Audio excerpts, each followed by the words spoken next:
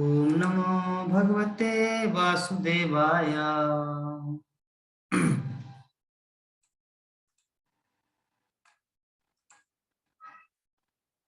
सुखलो सहस्रयुग पर्यन्ते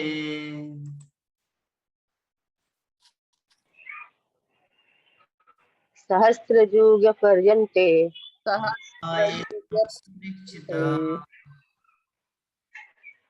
उठायेदं ते श्रीश्चता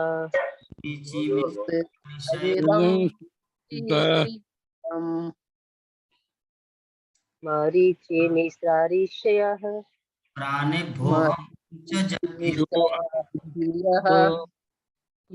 प्राणेभ्यो जजिरे प्राणे भयो यहमाचा जाग्रिये सहस्र युग प्रायन्ते सहस्रयुग पर्यन्ते उत्थायं श्री श्री छत उत्थायेदं ते श्रीश्चता मरीचि मिश्रा श्रीस्याय मरीचि मरीचि मिश्रयो मिश्रारिषयः प्राणे भयो यहमाचा जाग्रिये रे प्राणेभ्यो यहं च जजिरे। हरे कृष्णा। सहस्र युग सहस्रयुग पर्यन्ते उत्थायेदं श्रीशिक्षतः उत्थायेदं ते श्रीश्चतः मरीचि मिश्रा ऋषयः मरीचि मिश्रा मरीचि ऋषयो मिश्रारिषयः प्राणेभ्यो अहं च जगीरे प्राणे भयो यहं प्राणेभ्यो यहं च जज्ञे। हरे कृष्ण। हरे कृष्ण। हरे कृष्ण सहस्रयुग पर्यन्ते पर्यन्ते उठायेदं श्रीश्चतः उत्थायेदं दीक्षितः मरीचि मिश्रारिषयः मरीचि मिश्रा ऋषयो प्राणेभ्यो यहं च जगृहे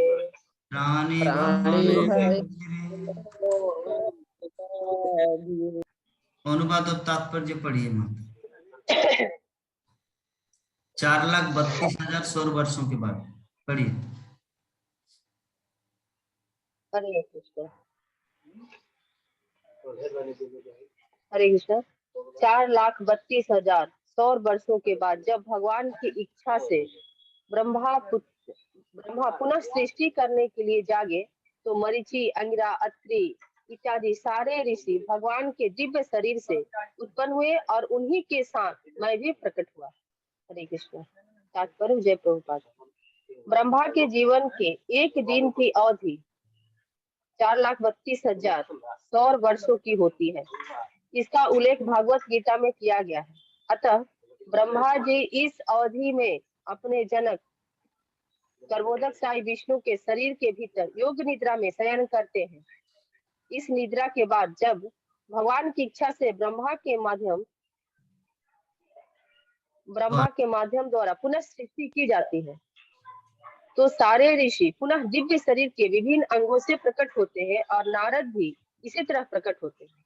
इसका अर्थ यह हुआ कि नारद उसी दिव्य शरीर में प्रकट होते हैं जिस प्रकार मनुष्य निद्रा के बाद उसी शरीर में जगता है। श्री नारद सर्वशक्तिमान की दिव्य तथा भौतिक सृष्टियों के सभी भागों में जाने के लिए मुक्त है। वे अपने दिव्य शरीर में ही प्रकट तथा अंतर्धान होते रहते हैं। यह शरीर बद्ध जीवों के शरीर से भिन्न है क्योंकि इस शरीर तथा आत्मा में कोई भेद नहीं होता है। हरे कृष्ण। हरे कृष्ण। तो हम लोग 2 दिन से ये श्रवण कर रहे कि किस प्रकार नारद मुनि अपने बीते हुए जीवन का अर्थात दासी पुत्र के रूप में जो नारद मुनि विराजमान थे तो व्यासदेव ने पूछा इस जीवन में कि गुरुदेव आप जो पिछले जीवन में दासी पुत्र के रूप में थे, तो किस प्रकार ये अवस्था को प्राप्त किया, भगवान के पार्षदत्व को कैसे लाभ किया। जो बड़े बड़े जोगी ऋषि सारा लाख वर्ष करोड़ों वर्ष तक जीवन गुफा में दे दे, लेकिन फिर भी भगवान को प्राप्त नहीं कर पाता। अब एक ही जीवन में कैसे भगवान को प्राप्त किया। तो इसी संबंध में नारद मुनि अपने पूरे जीवन की कथा को बता रहे हैं कि किस प्रकार मैं भगवान से मिला। भगवान से मिला, भगवान से कैसे मिले, मैं हृदय में भगवान को ध्यान कर रहा था और भगवान मुझे दर्शन दिए, और दर्शन देने के बाद वो तुरंत 1-2 मिनट रहा, उसके बाद चले गए। तो मेरे आनंद के अश्रु इस तरह गिरने लगा आंखों से कि मैं भगवान को अच्छी तरह देख नहीं पाया। उसके बाद मैं पुनः उसको देखने का कितना ही प्रयास किया, लेकिन मैं विफल रहा, मैं भगवान को देख नहीं पाया। तो उसके बाद भगवान ने गंभीर एवं सुखद वाणी मुझे सुनाए कि नारद, इस जीवन में मैं तो आपको दर्शन नहीं दे सकता, क्योंकि तुम्हारे अंदर अभी बहुत सारा कलमश है। तो उस संबंध में हम लोग भी अपने पॉइंट आउट किए थे कि उसी प्रकार हम लोग भगवत धाम की खिड़की से भी लौट कर आ सकते हैं, अगर हम लोग हमारे हृदय में कुछ इस तरह कलमश रहे। इसीलिए जीवन काल में ही, मृत्यु से पहले ही अपने आप को शुद्ध बनाने के लिए हम लोग को भरसक प्रयास करना चाहिए। साधु संघ के माध्यम से, श्रीमद् भागवत की कथा श्रवण करने के माध्यम से, और हरि नाम को ज्यादा से ज्यादा जप करने के माध्यम से, ताकि कभी पश्चाताप न हो। तो नारद मुनि को जब इस तरह भगवान श्री कृष्ण उपदेश दिए, उसके बाद वो चले गए बद्रिका आश्रम की तरफ। और बद्रिका आश्रम की तरफ जाते जाते वो थक गया, और थकने के बाद वहां पे एक सरोवर था, तो सरोवर में वो स्नान किए और खूब सारा पानी पिया। और जब वहां पे पानी पिया, लक्ष्मी, और तुलसी पत्ता पर्दा में लग ना जाए, थोड़ा साइड करके रखो, नहीं तो उसमें भी अपराध लगता है। इधर करो, मुड़ के रखो। हाँ, तो इस प्रकार नारद मुनि वहां पे पानी पिया, फिर आगे बढ़ा। और आगे बढ़ते बढ़ते कैसे पिछले श्लोक में हम लोग जो डिस्कस किए थे, नारद मुनि अपने जीवन की जो यात्रा बताए कि किस प्रकार मैंने अपने शरीर को त्यागा और पार्षदत्व शरीर को लाभ किया। कि कल्प के अंत में जब भगवान नारायण प्रलय के समस्त जल में लेट गए, तब ब्रह्मा जी समस्त सृष्टिकारी तत्वों सहित उनके भीतर प्रवेश करने लगे, और उनके श्वास से मैं भी भीतर चला गया। ये कौन बोल रहे? नारद मुनि बोल रहे व्यासदेव को। तो इस प्रकार सृष्टि कैसे नारद मुनि पुनः आए यहाँ पर। उसके बाद दूसरे श्लोक, आज का जो श्लोक है हमारा 30 नंबर श्लोक में अभी उद्घाटन कर रहे हैं व्यासदेव के पास कि हे व्यासदेव, 4,32,000 सौर वर्षों के बाद जब भगवान की इच्छा से ब्रह्मा पुनः सृष्टि करने के लिए जागे, ब्रह्मा की एक रात्रि और ब्रह्मा का एक दिन, हमारे बहुत एक्चुअली हमारे जो लक्ष्मी है उसको भूख लग गया है। क्योंकि 12 बजे हम लोग प्रसाद पाए ना वैक्सीन लेने के बाद, और हम लोग लंच किए नहीं, 3 बजे करते हैं। तो इस श्लोक को पढ़ने के बाद हम लोग प्रसाद पाएंगे। भूल गए हम लोग। तो आप पा लीजिए। हाँ ठीक है, क्योंकि डॉक्टर ने बोला ना कि वैक्सीन लेने के बाद पेट को खाली नहीं रखना, नहीं तो एक्शन करेगा। तो अभी तक कुछ हुआ नहीं, इसका मतलब सब ठीक है। बुखार आए या ना, या दवाई खाना चाहिए कि नहीं माता जी? अरे प्रभु जी, आने से खाना है, ऐसे नहीं खाना है। आने से खाना है, ऐसे नहीं खाना है। नहीं, ऐसे यदि आपको बॉडी पेन वगैरह हेडेक लगेगा तो भी खा सकते हैं। लेकिन मुझे तो कोई फील नहीं हो रहा, मैं एकदम जैसे का नेचुरल है। लक्ष्मी आपका? आज कुछ नहीं होगा, उसका भी कुछ प्रॉब्लम नहीं है। हाँ प्रभु जी, अरे आज कुछ नहीं होगा, जो भी होगा कल होगा। ओ अच्छा अच्छा अच्छा, ठीक है। आज कुछ नहीं होता है, आज कुछ पता नहीं चलेगा। कुछ यदि होना है तो कल या रात में पता चलेगा। अच्छा ठीक है। तो चलिए, तो हम लोग इस प्रकार नारद मुनि के जीवन के आज का जो हमारा श्लोक है, ब्रह्मा जब पुनः सृष्टि किया तब मरीचि, अंगिरा, अत्रि इत्यादि सारे जो सप्तऋषि है भगवान के दिव्य शरीर से उत्पन्न हुए, और उन्हीं के साथ साथ कौन प्रकट हुए? मैं भी, अर्थात नारद नारद मुनि। मुनि। मतलब नारद मुनि भी साथ साथ में प्रकट हुए। प्रभु जी, विश्वनाथ प्रभु, देखिए वो जो आपका जो हरे कृष्ण। वो जो प्रश्न किए थे ना कि प्रभु जी नारद मुनि कैसे देवर्षि बने पुनः, ये देखिए आज का इस श्लोक में वर्णन। मैं देखा हूँ, मैं पढ़ा हूँ। काल हाँ काल का श्लोक में भी एक था ना, हाँ तो हाँ उसका बाद में आगे से थोड़ा सा पढ़ लिया, तो उसमें वो उसका बाद देवर्षि हुआ है, यही है दिया ना। तो जब बिजली चमके हाँ उसमें उसका देहांत हो गया, साथ साथ वो चिन्मय धाम भी पहुंच गया, दूसरा शरीर भी मिल गया ना उसका, चिन्मय धाम का। यस यस, इस प्रकार नारद का आविर्भाव हुआ। तो यहाँ पे श्रील प्रभुपाद व्याख्या कर रहे हैं कि ब्रह्मा के जीवन की एक दिन की अवधि इतना है, 4,32,000 सौर वर्ष। एक दिन, हमारा एक दिन कितना होता है? 24 घंटा, है ना। 60 सेकंड में 1 मिनट, 60 मिनट में 1 घंटा, और ऐसे 24 घंटों में हमारा एक दिन होता है। तो ब्रह्मा का 1 घंटा या ब्रह्मा का 24 घंटा कितना दिन में होता है? 4,32,000 सौर वर्ष। 430 करोड़ हमारा जो ये वर्ष हिसाब, हमारा जो वर्ष है उसी का हिसाब से 430 करोड़ सौर वर्ष का।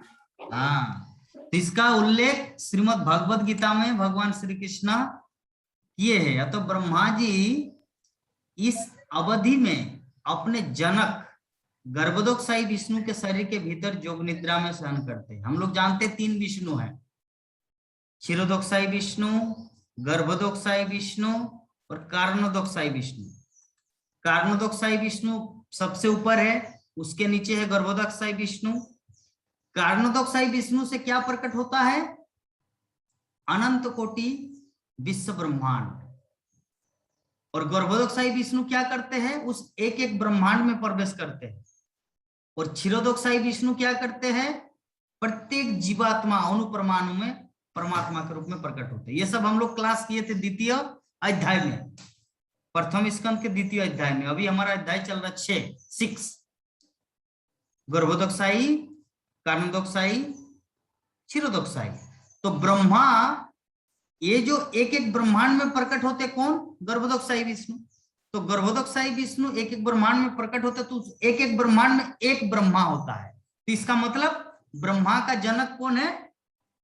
गर्भोदकशाही विष्णु। हाँ,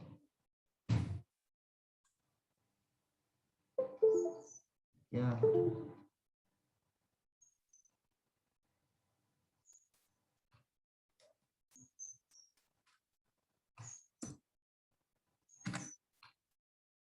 हरे कृष्णा, आवाज आ रही प्रभु? जी आ रही तो। लेकिन मेरा ब्लैक क्यों हो गया? पूरा लैपटॉप ब्लैक हो गया चारों तरफ, किसी को देख नहीं पा रहे। आवाज आ रहा है, आप दिख नहीं रहे, आवाज आ रहा है। हाँ ठीक है, तो शायद रिस्टार्ट मांग रहे हैं। चलिए, अभी कांप रहा है ना? कांप रहा है ना ये? हम लोगों का तरफ नहीं दिख रहा, आपको दिख रहा तो। चलिए, इसका बहुत सारा रोग है, मिर्गी रोग है, प्रेशर है, लो प्रेशर, सब कुछ है। इनको सब को गंगा स्नान कराना है तब इनको ठीक होगा। कैंसर तो नहीं हुआ ना प्रभु? ये कार्तिक महीना है, इनको डुबाने ले जाना है गंगा में, तब इसको पता चलेगा कि कैसे। जितना माथा में इसको सम्मान दे रहे ना, मेरे साथ कंपटीशन है, इसको गंगा में डुबाना है, तब पता चलेगा। प्रभु मेरा कहना मानिए, उसमें भगवतम है, ऐसा मत बोलिए, उसका साथ गुस्सा नहीं करना है। उसमें भागवतम का आपने भागवतम कथा उसमें बंद करके रखे ना उसमें। जो भी है, क्योंकि भागवत कथा में डिस्टर्ब करता है, तो इसको नहीं भगाएंगे। बोलिए तो। प्रभुपाद अमेरिका में क्लास दे रहे थे, लॉस एंजल्स में प्रभुपाद क्लास दे रहे थे भगवत गीता का। तो एक what are you doing? Oh you doing so nice, फिर भाग जाते हैं। फिर 2 मिनट बाद फिर रहते हैं, ओह यू डूइंग सो नाइस, आप कितना सुंदर कर रहे हैं, फिर भाग जाते हैं। फिर आते हैं बोल रहे कि ओ स्वामी जी गुलाब जामुन मुझे खिलाएंगे, फिर भाग जाते हैं। तो प्रभुपाद बोले इसको भगाओ, ये सब तो उसी प्रकार ये डिस्टर्ब कर रहा है भागवतम क्लास में। तो जो भी है हम लोग एक श्लोक को पाठ करते हैं। तो ब्रह्मा का जन्म होता है कैसे, क्या बोलते हैं, नारद मुनि का। ये जो जिस नारद को हम लोग प्रेजेंटली अपडेट के रूप में जो देख रहे वो नारद कौन सा है, यहाँ पर बताया गया है कि जब समस्त ऋषि मरीचि अंगिरा अत्रि सभी जब प्रकट हुए ब्रह्मा के भगवान के दिव्य शरीर से उत्पन्न हुए, तो उन्हीं के साथ साथ मैं भी प्रकट हुआ। तो इस निद्रा के बाद, किसके निद्रा के बाद, गर्भोदक विष्णु जो योग निद्रा में रहते हैं, जब भगवान की इच्छा से ब्रह्मा के माध्यम द्वारा पुनः सृष्टि की जाती है, तो सारे ऋषि पुनः दिव्य शरीर के विभिन्न अंगों से प्रकट होते हैं, और नारद भी इसी तरह प्रकट होते हैं। इसीलिए हम लोग एक चीज का यहाँ पे एक प्रश्न का उत्तर हम लोग को मिल रहा है। वशिष्ठ ऋषि त्रेता युग में भी थे, है ना, वशिष्ठ ऋषि सत्य युग में भी थे, वशिष्ठ ऋषि द्वापर में भी थे।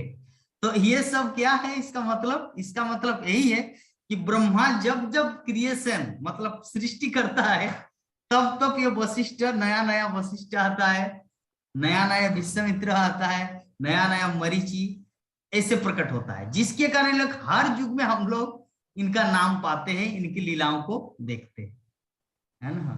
ये है विषय। तो ये नित्य सिद्ध पुरुष है, ये सभी नित्य पार्षद है भगवान का। तो जिस प्रकार मनुष्य निद्रा के बाद उसी शरीर में जगता है, श्री नारद मुनि सर्वशक्तिमान की दिव्य तथा भौतिक सृष्टियों के सभी भागों में जाने के लिए मुक्त है। वे अपने दिव्य शरीर में ही प्रकट तथा अंतर्ध्यान होते रहते हैं। यह शरीर बद्ध जीवों के शरीर से भिन्न है, क्योंकि शरीर तथा आत्मा में कोई भेद नहीं है। ये देखिए, हमारा शरीर और आत्मा में क्या अंतर है कि हम लोग जब मर जाएंगे तब हमारा शरीर यहीं पर पड़ा रहेगा, आत्मा चला जाएगा। लेकिन ये जो भगवान के जो दिव्य भक्त है, ये सब नारद मरीचि अत्रि, ये सब का शरीर आत्मा के साथ कोई भिन्न नहीं है। आत्मा और शरीर में इन लोगों का कोई डिफरेंस ही नहीं है। जैसे एग्जाम्पल क्या दे, आलू चॉप का और मिष्टी का देते हैं। जो गुलाब जामुन है ना, या रसमलाई जो है ना, वो अंदर में भी रसमलाई है और बाहर में भी रसमलाई है। लेकिन आलू चॉप कैसा है, अंदर में आलू है, बाहर में बेसन है। तो हमारी स्थिति आलू चॉप की तरह है। और ये हमारे जो नारद मुनि, ये जो हमारे महान जो भगवान के पार्षद है, वो सब रसमलाई की तरह है। उनका अंदर बाहर में कोई डिफरेंस नहीं है, आत्मा और शरीर में कोई डिफरेंस नहीं है। लेकिन हमारा अंतर है, हम लोग हमारा आत्मा अलग है और हमारा शरीर अलग है। लेकिन ये नारद मुनि का शरीर और आत्मा में कोई अंतर नहीं। जिस तरह भगवान का कोई अलग आत्मा नहीं होता, उनका आत्मा ही शरीर है या उनका शरीर ही आत्मा है। इसको कहते हैं सूक्ष्म सच्चिदानंद रूप। भगवान का है विभु सच्चिदानंद और हमारा है सूक्ष्म सच्चिदानंद। तो इस प्रकार हम लोग आज समझ पाए कि नारद मुनि जो है ना, नारद मुनि का शरीर पूर्णतया दिव्य है, ट्रांसेंडेंटल दिव्य है। वो हमारी तरह कोई भौतिक शरीर धारण नहीं करते ताकि जब शरीर छूटता है तो भगवत धाम जाते आत्मा नहीं, वो अपने आप में ही आत्मा है। तो ये है भगवान के नित्य पार्षदों का। तो कल हम लोग पाठ करेंगे 31 नंबर श्लोक। तो आज मुझे बहुत ही अच्छा लगा, हमारे विश्वनाथ प्रभु जी आप सभी भक्तों को इतना सुंदर तिलक मंत्र, क्योंकि भक्ति जीवन में जो अनुशीलन करने की जो पंथा है वो सब प्रभु जी बताए। हम तो पूरा ग्रेजुएशन पीएचडी का कोर्स चीज बता रहे हैं, लेकिन इस चीज को करने के लिए प्रैक्टिकल जो चीज है वो हमारे विश्वनाथ प्रभु जी बताए, क्योंकि ये तो प्रैक्टिकल है ना। जैसे एग्जांपल कि हाइड्रोजन टू ऑक्सीजन से पानी बनता है, हम लोग बहुत दिन तक पढ़े, लेकिन उसका प्रमाण क्या है कि आप उसको जानते हैं जब प्रयोगशाला में जाके, लेबोरेटरी में जाके हाइड्रोजन टू ऑक्सीजन मिला के पानी बना पाएंगे, तब आपका वो ज्ञान सार्थक है। तो हमारा इतना दिन का जो ज्ञान हमारे विश्वनाथ प्रभु जी सार्थक किए। अगर हम लोग कल विश्वनाथ क्या बोलते हैं, नंद किशोरी माता जी के ललाट में तिलक देखेंगे, प्राण मोहन प्रभु जी के ललाट में तिलक देखेंगे, तो ये बहुत ही सुंदर होगा। इसे कहते प्रैक्टिकल। जल बनाना, हाइड्रोजन को ऑक्सीजन। हाँ, तो ठीक है। हमारे प्राण मोहन प्रभु, नंद किशोरी माता जी, आप लोग कल तिलक करेंगे ना? तिलक है? नहीं नहीं प्रभु प्रभु जी, जी, तिलक नहीं। मैं एक चीज बता रहा हूँ, मैं तो मैं जब राकेश, हरे हाँ कृष्ण प्रभु, हाँ और राकेश प्रभु को बताइए वो नाम और तो उसका पास तिलक मिट्टी होगा, सबको दे देंगे थोड़ा सा। वो तो दे गोपी देंगे, चंदन जो लेकिन तिलक अभी तो मिट्टी ये भी लोग है। नहीं है प्रभु। अभी ये लोग बोकारो में नहीं है, एक है देवघर में और एक है बिहार में। ये तो बोकारो में नहीं है ना, दोनों माता जी और ओ प्रभु। अच्छा अच्छा। इसीलिए तो देवघर में इस्कॉन मंदिर है? हाँ, देवघर में है इस्कॉन टेम्पल। देवघर में इस्कॉन टेम्पल है, मुझे मालूम है। देवघर में हाँ इस्कॉन टेम्पल में जाके मुझे तिलक माटी दीजिए। और वो भी पूछना है प्रभु जी, ये जो नाम हट्ट परिचय किताब है उसका हिंदी वर्जन भी है, मुझे वो मैं थोड़ा सा याद हो रहा है। वो मैं भेज दूंगा प्रभु जी, वो उसको हिंदी लेकर। वर्जन खरीदेंगे, उसमें बहुत सारा प्रोसेस है, सिर्फ वो मैं तिलक भेज ही दूंगा। नहीं है और बहुत कुछ है। तुलसी मंत्र है, और उसका कीर्तन जो भी है, तुलसी का कीर्तन है, संध्या आरती है, भोग आरती है, दोपहर का, ये सब उसमें है। मंगल आरती सब वो लोग वो सब कर पाएंगे। और ना तो फिर आपको वो भेजना है उसका नहीं वीडियो बना के। मैं भेज दूंगा, मेरे पास है वो पुस्तक, भेज दूंगा। वो जनक तो नंतर फिर का ना वो तो हो नाम जाएगा। हट तो परिचय। उसका हिंदी में बुक का नाम है कृष्ण देखिए भावना ना, में अनुशीलन का पंथ। नाम हट तो गोडाउन में जाके देखने से पता चलेगा। ठीक है। नाम हट तो गोडाउन में जाके देखने से पता चलेगा। ठीक है प्रभु जी, आपकी आज्ञा का पालन होगा एकदम पूर्णतः। आप ये तो खराब हो गया है। और दूसरी बात, हमारे नंद किशोरी माता जी, प्राण मोहन प्रभु जी, जो इतना उत्सुकता बस प्रभु जी से जो श्रवण किए, ये तो मुझे बहुत अच्छा लगा। यद्यपि आप लोग मुझे देख नहीं पा रहे, लेकिन मैं आप लोग को देख पा रहा हूँ। इतना आनंद से प्रभु जी, यहाँ पे तिलक लगाना है, फिर यहाँ बायां अंगुली इधर से घुसाना है, फिर यहाँ पे नहीं पहुंच पाएगा तो बायां अंगुली को यूज करना है। प्रभु जी कितना सुंदर बताए, मुझे बहुत अच्छा लगा। तो चलिए कल उम्मीद करेंगे। और एक चीज जो बताने वाले थे, जब मैं छोटा बच्चा था ना, तो मेरा नाना जी कैसे तिलक करते थे बता रहे हैं। जब तिलक माटी खत्म हो जाता था, जब मायापुर वृंदावन से भक्तगण आना बंद कर देते, जैसे राधा कुंड से तिलक आता था उनका, राधा कुंड वृंदावन से मेरा नाना जी जो तिलक लगाते थे, तो जब तिलक खत्म हुआ तो क्या कि जो तालाब है ना पुकुर, विश्वनाथ प्रभु, तो पुकुर के अंदर जो मिट्टी एकदम नमी, एकदम चिकना मिट्टी, वहां पे डूब देते। जैसे बच्चे लोग क्या करते हैं, तालाब में स्नान करते हैं, तो मैं भी स्नान करता था, तो एकदम नीचे चला जाता था तालाब के अंदर। और नीचे जाने के बाद वहां जो मिट्टी है एकदम पूरा मुलायम सॉफ्ट, वो मिट्टी हाथ से उठाते थे, उसको घर ले आते थे, और घर ले आने के बाद उसको तुलसी जो है ना, तुलसी मंच घर में, तुलसी मंच के वहां पर वो मिट्टी को रख देते थे। और उसके बाद मिट्टी का मिट्टी और वो मिट्टी मिलाकर वो तिलक बना के रोज धूप में सुखाते थे, मेरा नाना जी का। और धूप में सुखाने के बाद उसे जैसे तिलक हम लोग यूज करते हैं। तिलक मिट्टी ना रहने से वो हाँ तुलसी मंच जो है ना, वहां का मिट्टी लेके भी ये तिलक कर सकते हैं, ऐसा बताया। यस।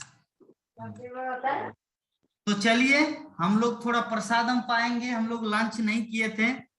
हाँ, अभी वांछा कल्पतरु करके आज की कथा को यहीं पर विराम देंगे। हाँ क्योंकि 12 बजे प्रसाद पाए, ये करने के बाद वैक्सीन लेने के बाद फिर खाए नहीं 3 बजे। बोले कि 3 बज गया, चलो क्लास को स्टार्ट करते हो। और क्लास को स्टार्ट करते इतना बड़ा धोखा दिया आज लैपटॉप, इसको देखते कब गंगा स्नान कराएंगे। उसका गंगा कोई टेक्नीशियन है ना प्रभु। उसका गंगा तो कोई टेक्नीशियन होगा। हाँ, ऐसा गंगा, उसका गंगा पानी में नहीं होता है। चलिए, तो चलिए वांछा कल्पतरु करते हैं। वांछा वांछा भस्य कल्पतरु पतितानं पावनेभ्यो वैष्णवेभ्यो नमो नमः। हरे कृष्णा कृष्णा कृष्णा हरे कृष्ण हरे कृष्ण हरे हरे राम हरे हरे राम राम राम हरे हरे। जय गणतरा श्रीमद् भागवत महापुराण की जय जय जगत गुरु शिल प्रभुपाद की जय अनंत कोटि वैष्णव भक्तविंद की जय समवेत गौर भक्तविंद की जय विश्वनाथ प्रभु की जय प्रभु। बहुत सुंदर ज्ञान दिए इसीलिए पिता गौर प्रेमानंदे। हरि हरि हरि हरि बोल। हरि हरि बोल।